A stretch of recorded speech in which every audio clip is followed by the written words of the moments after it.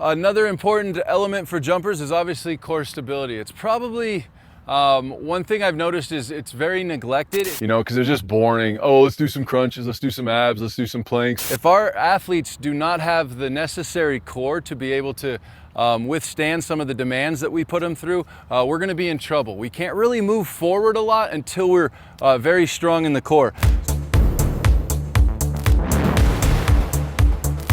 Few drills that I really like to do. The first one is just a regular mountain climber. So I'm just going to have Chris do a regular mountain climber here. Just a regular mountain climber. And then we'll advance this to make it a little more long jump specific. And this is a more advanced core drill.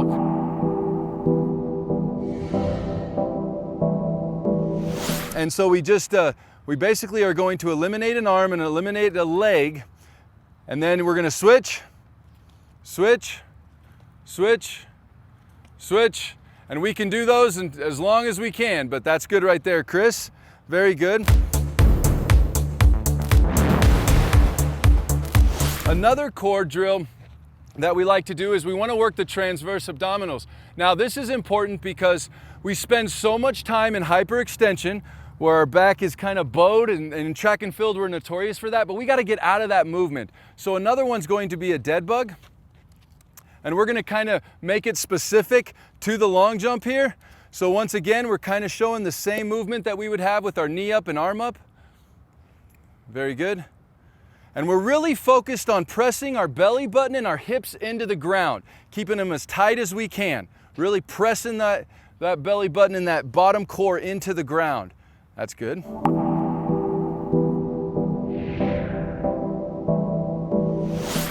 The next drill I'm going to have him do is we're going to grab the harder med ball over here, and on this, one of the biggest mistakes we make in jumping is we let the torso drop over the hips, and the hips have to be engaged the whole time.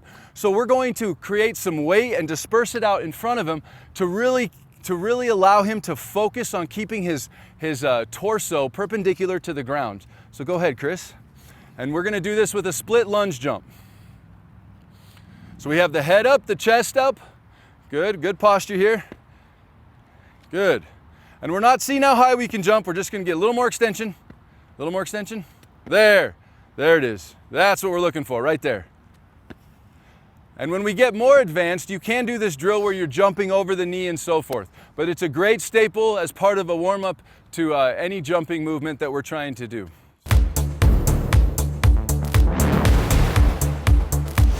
Okay, and then for the last one here, we're going to get into a side plank. And we're going to extend fully. Go ahead and extend fully. And then we're going to do a kind of a side plank crunch. Go ahead.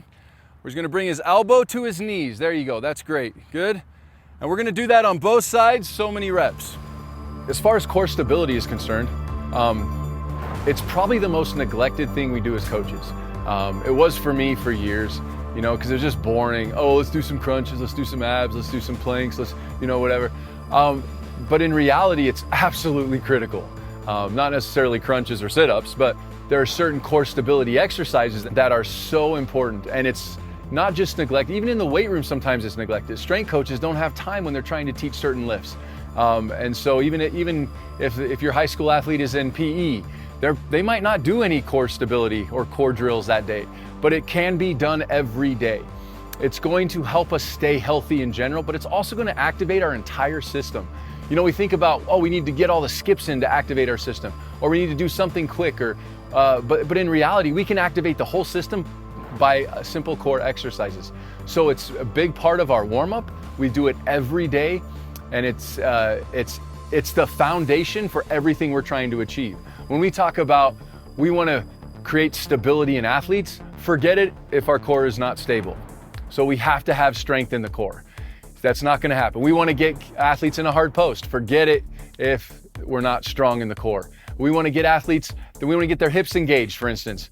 If they're not strong in the core, you're going to really struggle. So every event we try to do, especially in the jumps, if the core isn't strong, if the core isn't stable, we have already lost. We are going to be fighting an uphill battle.